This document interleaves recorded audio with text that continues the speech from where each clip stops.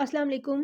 आज की वीडियो में हम पढ़ने कुछ नहीं लगे हैं। आज की वीडियो का जो हमारा टॉपिक है वो है कि ऑस्पी वाइवा में किन चीज़ों का ख़्याल रखना चाहिए उनकी तैयारी में, और while giving your OSPE viva exam तो आपने किन-किन चीज़ों का ध्यान रखना है। ऐसी कौन-कौन सी चीज़ें हैं जिससे आपके पेट मार्क्स कटने के चांसेस हैं, ठीक है? उनको आपने कम से कम रखना है। So let's begin. सबसे पहले तो आपने रिटर्न दे दिए आपको।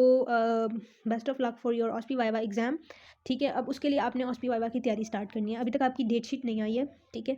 लेकिन आपने अपने बिहाफ पर तैयारी स्टार्ट कर दी है। तो आपने सबसे पहले क्या करना है, आप सबसे पहले वो चीज़ें करें अभी, क्योंकि डेट शीट नहीं आई है तो आपके पास ये बिल्कुल फ्री टाइम है। और बिल्कुल आप इसकी टेंशन ना लें कि डेट शीट आएगी तो 2 दिन पहले आएगी, आपके पास 2 दिन होंगे, नहीं।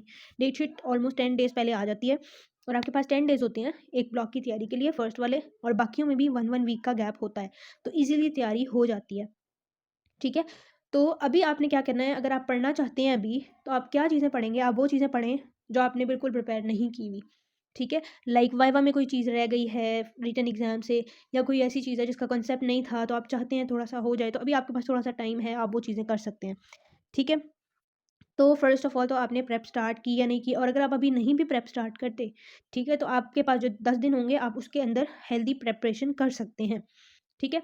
और अगर आप अभी सारा कुछ करके बैठ जाएँगे, प्रैक्टिकल्स वगैरह अभी नहीं करें, वो डेट शीट आने के बाद करिएगा, ताकि वो आपको फिर दोबारा रिवाइज़ करने की ऑब्वियसली ज़रूरत पड़ेगी, वो आपको तब तक फिर भूल जाएँगे।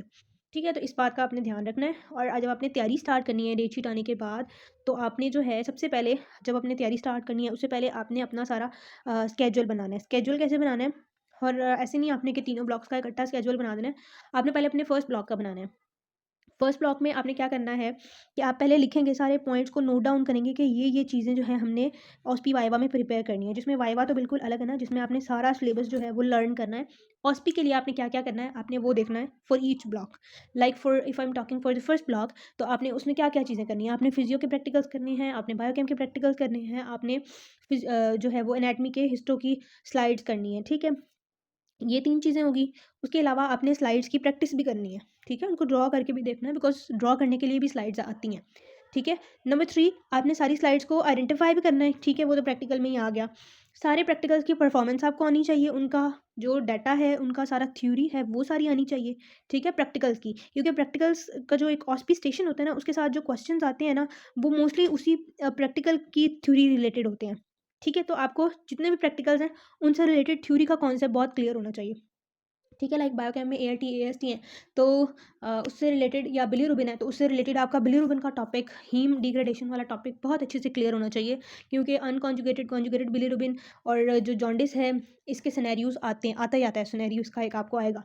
ठीक है? तो ये चीज़ें क्लियर होनी चाहिए, और फिज़ियो के प्रैक्टिकल्स में भी आपको परफॉर्मेंस आनी चाहिए, ठीक है? और क्लिनिकल, ठीक है? एक तो आपने नोट कर लिया, प्रैक्टिकल्स करने थे, स्लाइड्स करनी है, ठीक है? उसके बाद आपने क्लिनिकल स्टेशन की प्रैक्टिस करनी है, ठीक है? उसको आपने अपनी लॉग बुक से रीड भी करना है, ठीक है? क्योंकि जो यूएचएस की देगा ना एग्ज़ामिनर को, वो लॉग बुक के अकॉर्डिंग होगी, तो लॉग बुक से रीड लाज़मी करके जाइएगा।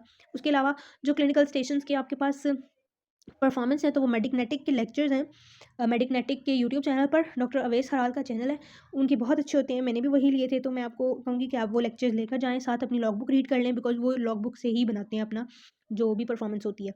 ठीक है? तो आपने वो देख लिया, उसके बाद आपने बीएस के हॉस्पी स्टेशन को भी देख कर जाना है। ऑब्वियसली आपने along with your block exam जो आप कॉलेज में देते रहे हैं, तब तो आपने उसकी प्रिपरेशन नहीं की, बिकॉज़ सिलेबस बहुत ज़्यादा होता है और टाइम बहुत कम होता है, और आप एक-एक ब्लॉक करके दे रहे होते हैं। बट यहाँ पर अब आपने तीनों ब्लॉक्स के एग्ज़ाम देने हैं, और अगर आप उसको छोड़ देंगे तो 8 3 ज़ा 24, तो तीनों ब्लॉक्स में आपके 24 मार्क्स चले जाएँगे, और आपको पता होना चाहिए कि 24 मार्क्स कम नहीं होते, this is a huge number, ठीक है? तो पास होने वालों के लिए, फेल होने वाले के लिए 1 नंबर भी बहुत होता है पास होने के लिए, ठीक है? अगर 49% पर वो फेल हो रहा है, ठीक है?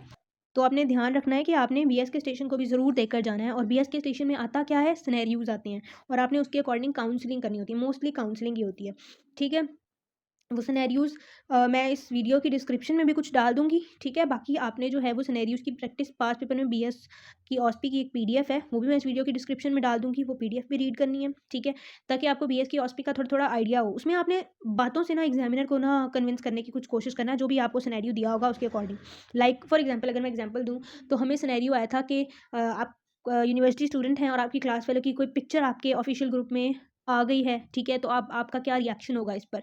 तो हमने उसमें जो बताना था वो ये था, यूजुअली ये स्टेशन के जो टीचर होते हैं वो बहुत अच्छे होते हैं, वो काउंसिल कर रहे होते हैं, वो बता रहे होते हैं साथ-साथ सब कुछ, लेकिन आपको भी बोलना आना चाहिए, ठीक है, उसमें आपने बताना था कि हम उसकी एड ग्रुप का जो एडमिन है फ़ौरन उसको मैसेज करेंगे कि इस पिक्चर को डिलीट करे, ठीक है? उसके अलावा उस लड़की जिसकी भी पिक्चर थी वो उसको काउंसल करेंगे, कॉलेज एडमिनिस्ट्रेशन से बात करेंगे बिकॉज़ ये यूनिवर्सिटी के लेवल पर यूनिवर्सिटी स्टूडेंट्स की बात है, तो आप कॉलेज की जो एथिकल कमेटी है उससे बात करेंगे, ठीक है? तो आप उसको इन सारी चीज़ों को लेकर जो है वो चलेंगे, ठीक है? ये कॉलेज की कमेटी का बोलना बहुत ज़रूरी है, ये मैंने नहीं बोला था, ठीक है? But examiner was trying me to take me to that point.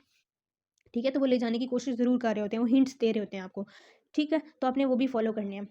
उसके अलावा आपने और बीएस की और आपने ओएसपी में क्या प्रिपेयर करना होता है, बीएस का स्टेशन, क्लिनिकल स्किल्स का स्टेशन, उसके अभी मैंने आपको बता दिया है, ठीक है? प्रैक्टिकल्स आपको बता दिए हैं, आपने कैसे प्रिपेयर करने हैं और बाकी स्लाइड्स हैं, स्लाइड्स आपको आइडेंटिफ़ाई करनी आनी चाहिए, ड्रॉ करनी भी आनी चाहिए क्योंकि फर्स्ट ब्लॉक में ड्रॉ के लिए स्लाइड इवन हर ब्लॉक में एक-एक स्लाइड ड्रॉ करने के लिए आती है, ठीक है? हमें सेकंड ब्लॉक में नहीं आई थी आई गेस, ठीक है? बट वो उनकी मर्ज़ी है, वो ड्रॉ करने के लिए भी दे सकते हैं आपको। उसके अलावा पिक्चर्स, स्नेल की पिक्चर्स, लैंगमैन की पिक्चर्स, एटलस की पिक्चर्स। एटलस की पिक्चर्स में जितनी लेबलिंग होती है आपने उतनी डिटेल में बिल्कुल भी नहीं करनी। जो बेसिक स्ट्रक्चर्स हैं, जो स्नेल में भी लेबल हुए हुए हैं, आपने बस उनको देख लेना है एक बार। वैसे मोस्टली पिक्चर्स जो हैं वो स्नेल से ही आती हैं, बट हम यूएचएस का कुछ कह नहीं सकते, एटलस से भी आ सकती है, ठीक है? तो आपने जो है वो पिक्चर्स को अच्छी तरह देख कर जाना है। तो ये सारा कुछ आपने जो है ये आपने पूरी ऑस्पी में कवर करना है। इसके अलावा वाइवा की तैयारी में फिर आपने पूरा सिलेबस जो है वो रिवाइज़ करना है, ठीक है? वो आपकी अपनी विल है कि आपको जौन-सा पॉइंट ज़्यादा वीक लगता है, आप उस पे ज़्यादा टाइम लगाएँ, बाकी सारे को जस्ट आप रीड कर लें, ठीक है? तो ये इस तरह से है। जब आपने ये सारा कुछ लिख लिया कि मैंने ये करना था, तो अब आप इसके अकॉर्डिंग अपना स्केड्यूल बनाएँगे और फिर आपने उस स्केड्यूल के अकॉर्डिंग जो है अपनी तैयारी स्टार्ट करनी है बाय डिवाइडिंग द डेज़ और आपने एंड पर एक आधा दिन छोड़ देना है। वो 1 दिन जो बचेगा, 1 दिन या आधा दिन या 2 दिन, वो आप पर डिपेंड करता है। उसमें आप फिर एक थॉरो रिवीजन कीजिएगा, जो-जो चीज़ें आपको अपनी वीक लग रही होंगी। ठीक है? तो ये तो थी प्रिपरेशन के बारे में सारी बातें। अब आपने क्या करना है, आप चले गए हैं एग्ज़ाम देने, अब आपने किन-किन बातों का ध्यान रखना है कि बेसिक्स बहुत क्लियर होने चाहिए। बेसिक्स अगर आप ख़राब करेंगे ना, तो आपको डिटेल्स आती भी होंगी, तो एग्ज़ामिनर के ऊपर आपको यही इंप्रेशन जाएगा कि आपको नहीं आता और वो आपको मार्क्स कम देगा, ठीक है? चाहे आपने सही भी सुनाया होगा ना, फिर मार्क्स की रेशो कम हो जाएगी, ठीक है? तो बेसिक्स को स्ट्रॉन्ग रखना है। बेसिक्स क्या है? जैसे क्लिनिकल स्किल में आपका इंट्रोडक्शन, कंसेंट, प्रोसीजर एक्सप्लेनेशन और एंड पे थैंक यू और एक्सपोज़ करना, कितना एक्सपोज़ करना है, ठीक है? ये सारा कुछ, ये बहुत बेसिक्स हैं। उसके अलावा जब भी पेयर होगा तो आपने हमेशा दोनों चीज़ों को कंपेयर करना है। जैसे लिम्स की एग्जामिनेशन में आपने दोनों हाथों को, बाजुओं को, दोनों की एग्जामिनेशन करनी है, उसको कंपेयर करना है, ठीक है? ये 3-4 बातें क्लिनिकल स्किल्स के लिए बहुत बहुत बहुत इंपॉर्टेंट है। आई रिमेंबर कि जो हमारा स्टेशन था उसमें मैंने कंपेयर नहीं किया था और एग्जामिनर अच्छे होते हैं, एग्जामिनर हिंट भी दे रहे थे कि आपने कुछ स्किप किया है, अगर आप वो कर देंगे तो मैं आपको मार्क्स दे दूंगा, बट मुझे नहीं याद आया था उस टाइम और मेरे फिर 2-3 मार्क्स कट गए थे, ठीक है? तो आपने कंपेयर का लाजमी याद रखना है। उसके अलावा क्या है कि जैसे लास्ट ब्लॉक में फिजियो के प्रैक्टिकल्स में ना परकशन है और चेस्ट की एग्जामिनेशन है और सीवीएस की एग्जामिनेशन है, तो उसमें भी आपने इन सारे स्टेप्स का ध्यान रखना। और जैसे ब्लीडिंग टाइम और क्लॉटिंग टाइम वाला प्रैक्टिकल है ना, फिजियो के भी मोस्टली जितने भी प्रैक्टिकल्स हैं उनमें भी कंसेंट, इंट्रोडक्शन, ये सारा कुछ आपने करना है, ठीक है? क्योंकि उसमें भी आप इन्वेसिव प्रोसीजर करें, आप उनको प्रेक करने जा रहे हैं, उसके लिए पहले आप अपना इंट्रोडक्शन कराएंगे, प्रोसीजर एक्सप्लेन करेंगे और वो सारा कुछ और एंड पर थैंक यू भी करेंगे। तो ये सारा कुछ फिजियो के प्रैक्टिकल्स में भी याद रखना है और क्लिनिकल स्किल्स के स्टेशन में भी याद करना है। उसके अलावा जैसे बेसिक स्टेप्स हैं कि जब आपने इंस्पेक्ट करना है, अगर आप सर्दियों में हैं तो फिर आपने हैंड को थोड़ा-सा रब करना है, जस्ट आपने एग्जामिनर को दिखाना है, ठीक है? थोड़ा-सा रब करेंगे और फिर इंस्पेक्शन करनी है ताकि हमारे हाथ ठंडे होते हैं तो पेशेंट को जो है वो एकदम, आप बैक की या चेस्ट की एग्जामिनेशन कर रहे हैं तो वो ठंडा ना लगे, ठीक है?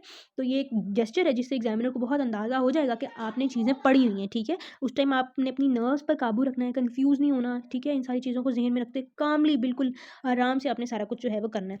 उसके अलावा और बेसिक चीज़ों में क्या आता है, जैसे परकशन है तो आपने परकशन का एक स्पेसिफिक मेथड है कि आपने मिडल फिंगर रखनी है, ठीक है? मिडल फिंगर के ऊपर परकस करना है और मिडल फिंगर से ही करना है, ठीक है?